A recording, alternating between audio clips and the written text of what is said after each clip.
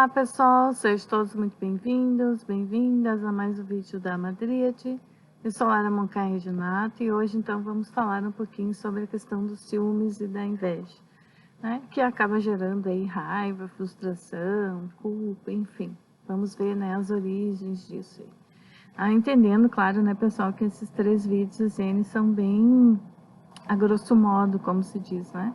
São pequenas chaves, são pequenos conselhos, algumas práticas, enfim, que podem ajudar as pessoas a entrar aí dentro, né, desses sentimentos, dessas emoções, enfim, começar esse processo de cura, tá? Não é tudo que existe sobre isso, muito pelo contrário, são temas extremamente vastos, né, que trazem muitas coisas, mas eu digo em termos de experiência do que eu já vivi, das experiências que eu tenho aí com os meus consulentes, né, e pessoas, enfim, com quem eu me relaciono e atendo. Então eu trago para vocês a partir disso, a partir dessa minha experiência dos estudos que eu tenho. Obviamente, como eu disse, não é tudo, bem a grosso modo. Mas enfim, vamos entrar na questão da inveja, né, e dos ciúmes.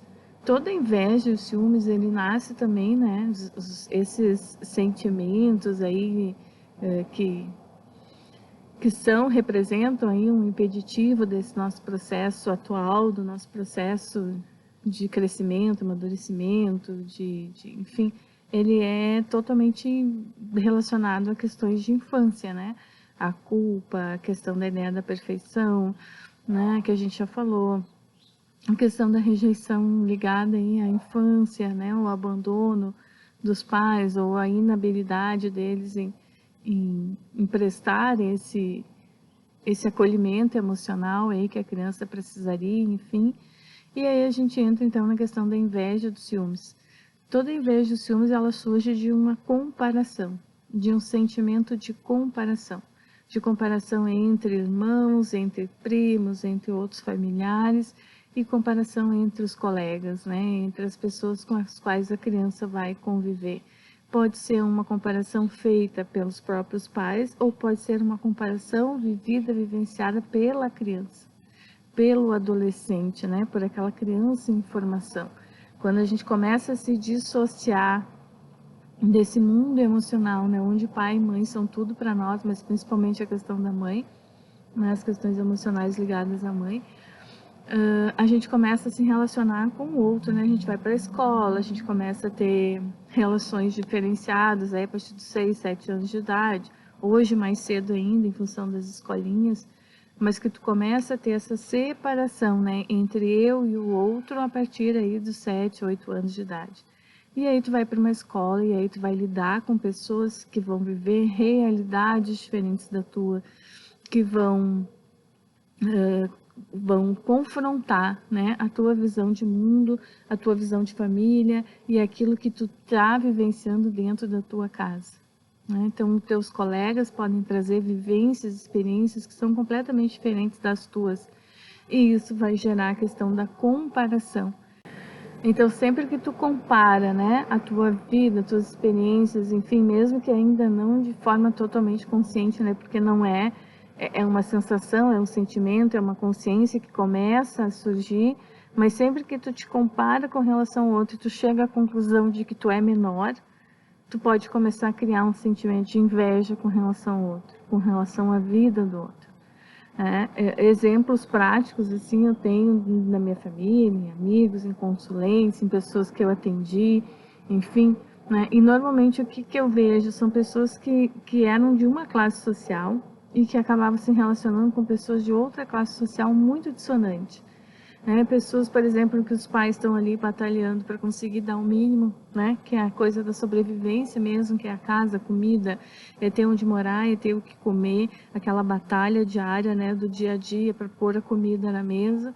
E aí os pais achando, né, que estão fazendo a melhor coisa do mundo para os filhos e na cabeça deles estão e talvez estejam mesmo. Eu não estou aqui julgando se é certo ou errado, mas a atitude, né, normalmente a atitude de um pai que está ali, de uma mãe que está batalhando no dia a dia para ter, né, para manter as mínimas condições dentro de casa, que é de alimentação, de casa, de dar um abrigo, de dar um amparo para essa criança a nível físico, vai lá e coloca essa criança dentro de uma escola particular, né, onde ela vai conviver com pessoas que têm uma classe social muito diferente da dela.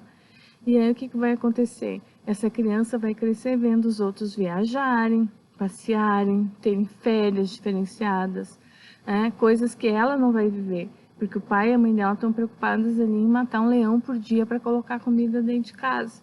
E os outros não, os outros já têm uma condição econômica melhor e eles já podem se preocupar com outras coisas, que é até a sociedade emocional daquela criança, a realização dos sonhos daquela criança, de dar as melhores roupas, de dar as melhores experiências, de colocar a fazer um esporte, de colocar a fazer uma aula de música, uma aula de línguas, né?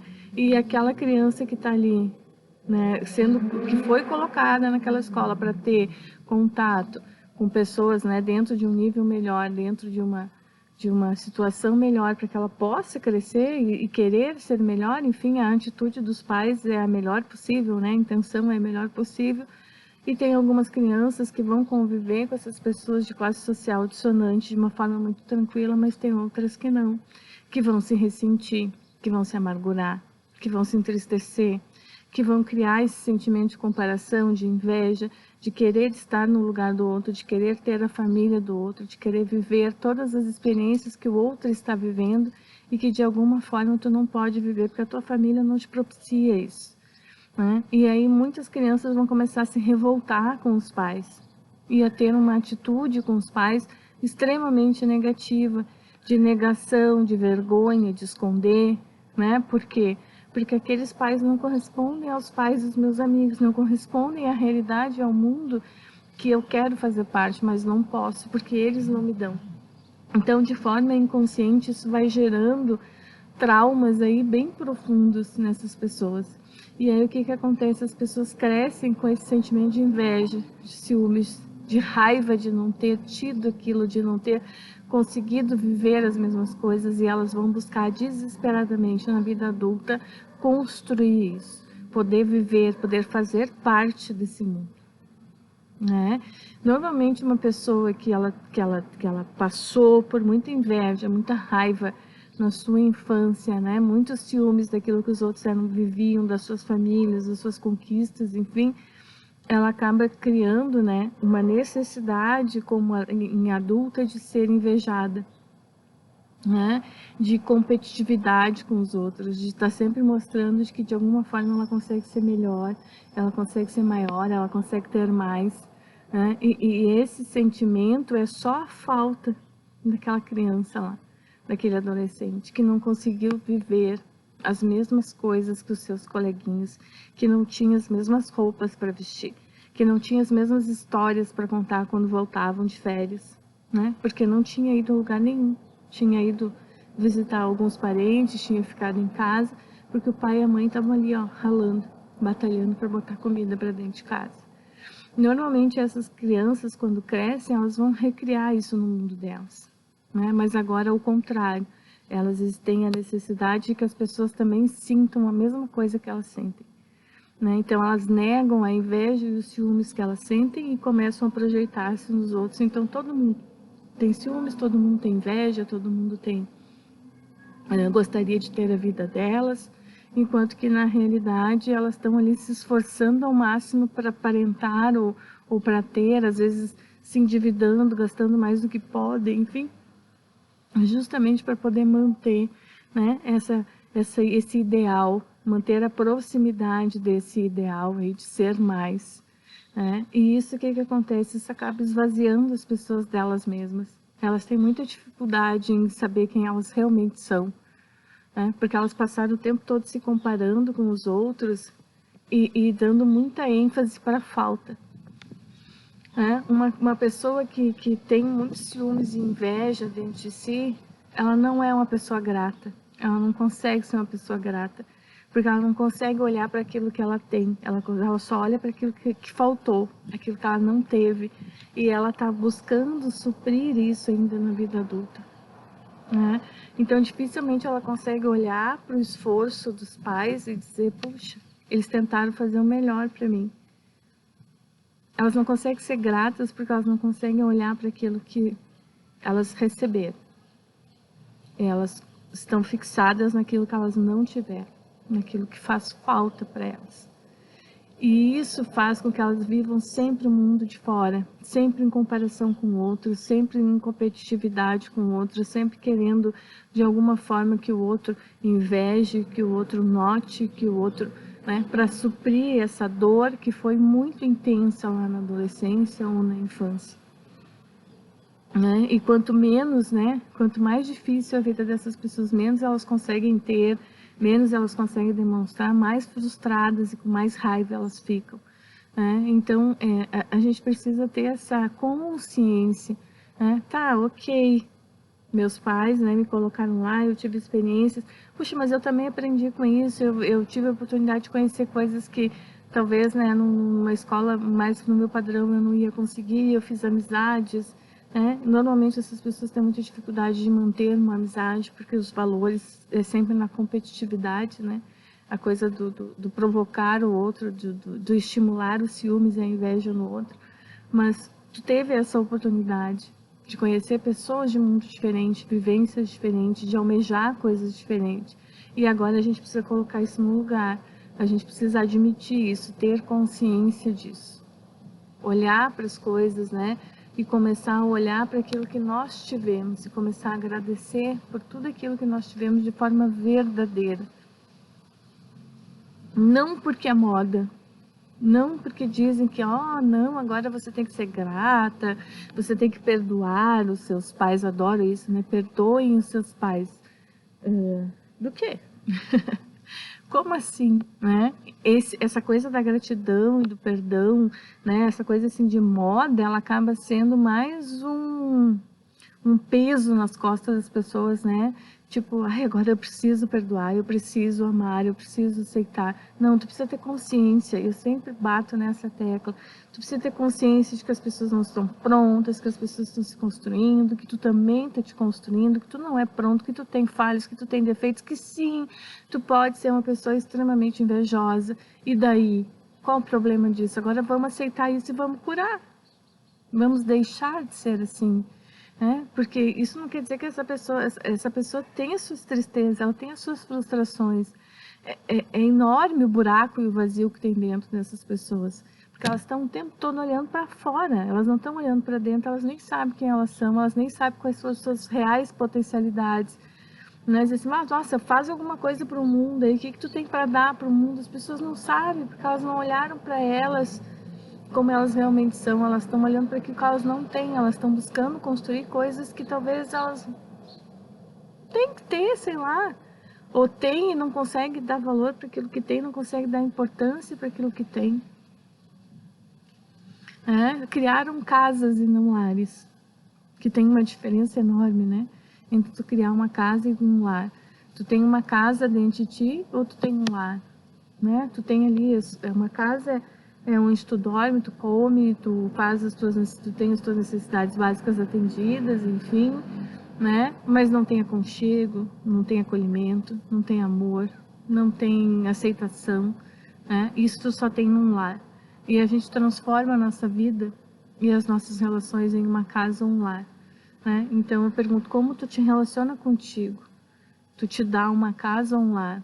Porque essas pessoas estão sempre se cobrando, sempre querendo ser mais, sempre querendo aparentar ser e não realmente ser, porque elas não sabem o que quer ser. Né? Essa coisa da comparação, por exemplo, a comparação entre primos, entre irmãos. Aquele que é diminuído, ele vai sentir uma inveja, um ciúmes, uma raiva muito grande daquele que é exaltado. E ele nunca vai se sentir bom o suficiente para estar no mesmo patamar. Ou a raiva vai fazer com que ele busque ser mais, e com isso ele vai machucar um monte de pessoas e vai se machucar, né? Porque ele vai querer aí ser mais, sempre mais. E isso tudo é fora, isso tudo é externo, nada é interno. Então pergunta para essas pessoas no que realmente elas são boas, o que elas têm realmente para oferecer para o outro, né? O que a gente tem é um balaio de queixas do que os outros não fazem, do que os outros não dão, do que os outros não são, do que os outros não... E aí tu pergunta para essas pessoas o que elas dão, o que elas realmente fazem. São pessoas que se queixam de nunca ser ajudadas, mas são pessoas que nunca ajudam, ou nunca se prontificam a ajudar. Estão sempre querendo, o mundo está sempre devendo alguma coisa para elas. E elas nunca têm nada para dar, porque estão sempre na questão do vitimismo, né? Do quanto eu sofri, do quanto eu quis viver aquilo e não pude. E aí culpam os pais, né? Como se os pais nunca tivessem dado nada para essas pessoas, porque elas são incapazes de olhar para aquilo que realmente elas receberam. E aí elas não conseguem ser gratas. Existe a gratidão da boca para fora e não do coração. Então, para a gente se curar disso, a primeira coisa que a gente precisa ter é consciência e tentar olhar para dentro da gente e perguntar realmente quem eu sou, o que eu ofereço para as pessoas, o que eu tenho para dar para as pessoas. Porque são as tuas atitudes que mostram quem tu é. Se tu passa o tempo todo reclamando daquilo que tu não recebe, para e pensa no que tu está oferecendo, no que tu está dando. Muitas vezes a proporção é exata, sabe? Aquilo que eu me queixo que eu não recebo é justamente aquilo que eu não tenho para dar para ninguém e nunca dei. Ou eu acho que dou e tô cobrando, dou e tô exigindo de volta. E se eu tô exigindo de volta, eu não dei, né? Então a gente precisa olhar para essas situações e entender com consciência, saber qual era o lugar que nós ocupávamos naquela situação.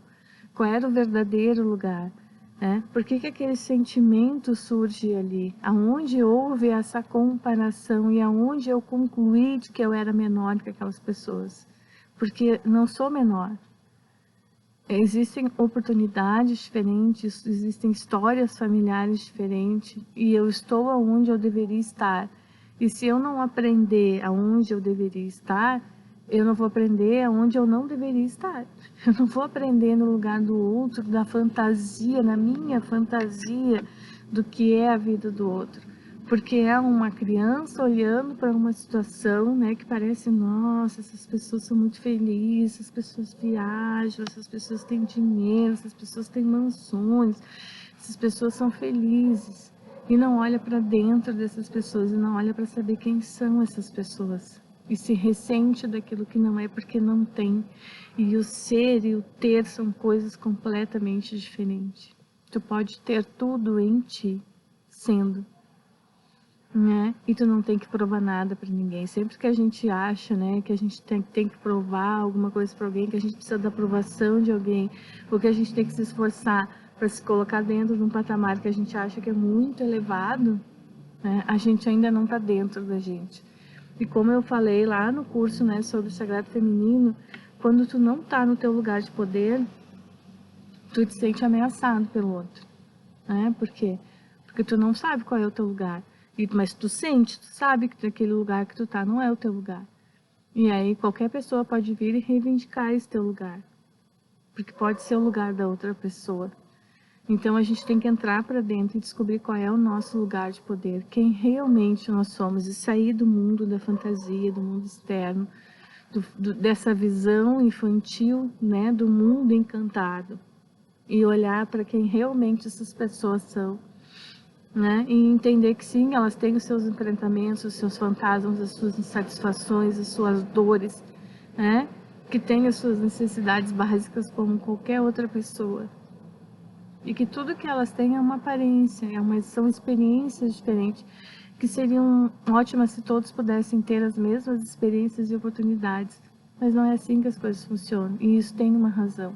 Então a gente precisa buscar essas razões, né? Ou buscar um nosso lugar nisso tudo. Por que eu estava ali? O que eu deveria ter aprendido com isso e não aprendi? Passei olhando para a falta, para aquilo que eu não era e não tinha. Cresci com essa falta, com essa raiva, com esse ressentimento, com essa frustração de não ter conseguido ser, né? Sinto raiva de quem? Dos meus pais, das pessoas que me cuidavam, das pessoas que me colocaram nessa situação e não me deram condições de fazer as mesmas coisas. E normalmente o que a gente vê é as pessoas repetindo as mesmas coisas com os próprios filhos, né?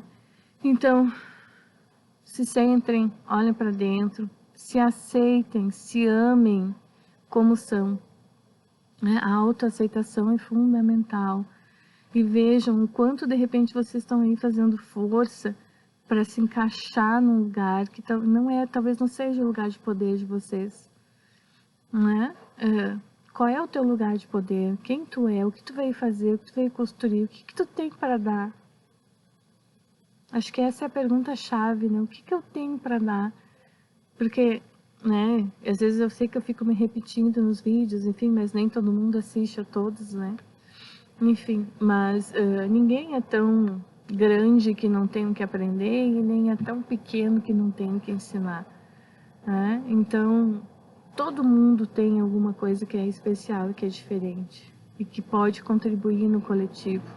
Somos seres, né, individuais com capacidades, experiências, dons, percepções de mundo diferenciadas e que quando se somam ao coletivo é que realmente criam uma diferenciação, uma importância, né? Então o que que tu tem a contribuir com isso? Sai da falta, sai do que tu não teve, olha para as coisas que tu teve e seja grato por isso, seja grata por isso, né? Faça o caminho de volta e esse caminho de volta é para dentro, né? Descobre o teu lugar de poder e tu só vai descobrir o teu lugar de poder dentro de ti, ok? Bom, eu acho que com esses 3 vídeos eu encerro de forma bem básica, que nem eu já falei, né? Sobre a questão aí dos ciúmes, da rejeição, da inveja, né? Da raiva, enfim, né? Do que tem por trás disso aí, dessa coisa, né? A culpa, a ideia de perfeição, de que a gente sempre tem que ser perfeito em tudo que faz e não é verdade. A rejeição de que a gente não é o suficiente bom, né? Suficientemente bom para ser amado e também não é verdade, né? A gente se relaciona aí, já viu que é um sentimento infantil, é uma percepção de mundo infantilizada, de um emocional infantilizado que precisa crescer, né? E a questão da culpa, dos ciúmes e da inveja e a raiva, né? A frustração, que tem a ver sempre com a comparação com o mundo do outro, olhando sempre para aquilo que eu não tenho e não para aquilo que eu tenho, tá? Então, basicamente é isso, de uma forma assim bem rasa, bem a grosso modo mesmo, mas eu espero aí que esses 3 vídeos tenham ajudado vocês a olhar um pouquinho para dentro e talvez identificar alguns aspectos que possam fazer com que vocês deem outros passos, né, na direção do mundo interno de vocês, na cura desse emocional e para que possam qualificar as relações de vocês sendo melhores para si mesmos e para as pessoas que vocês amam e as pessoas que rodeiam vocês. Porque a gente precisa se amar, a gente precisa se amar muito e se aceitar muito e ter muito respeito por quem nós somos, né? E quando a gente está vibrando em qualquer um desses sentimentos aí, de raiva, de ciúmes, de inveja, né, de rejeição, de culpa, a gente está fazendo tudo menos se amar e muito menos se respeitar ou se aceitar, né? Então, o que cura tudo isso é a consciência. O que faz com que a gente realmente dê um salto bem grande e a gente consiga ampliar a nossa visão de mundo e entender que, ok, vamos lá, estamos nos construindo, as nossas sombras fazem parte, né? As nossas sombras o que são? Nosso emocional infantil que não cresceu, quando a gente vê as sombras na parede, ali quando é criança, fica imaginando os monstros, né? São as nossas projeções infantis. É esse olhar infantil projetado no mundo que vai criando essas sombras. Então vamos jogar luz sobre isso, vamos jogar a luz da consciência sobre isso. E vamos realmente nos curar e sermos as melhores pessoas que pudermos ser. Ok? Beijos. Até o próximo vídeo.